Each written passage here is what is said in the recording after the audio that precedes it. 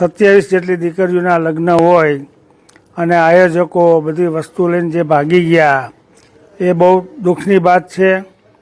અને મારી પાસે પણ આવેલા અને આની પહેલાં પણ આવેલા, આની પહેલાં પણ મેં એને વસ્તુઓ આપી હતી અને આ વખતે પણ મારી પાસે આવ્યા અને મેં એમને 28 નંગ મિક્સર પણ આપેલા।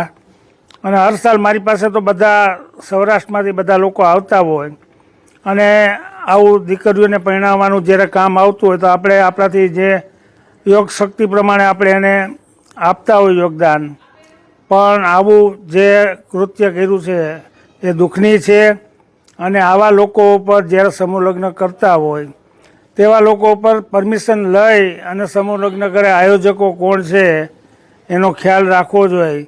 એટલે ફરીવાર આવી કોઈ ઘટના ન બને અને કોઈ પણ દીકરીઓના લગ્ન હોય અને છેલ્લી ઘડીએ આવું બનાવ બને તો એ ખૂબ દુઃખની વાત છે।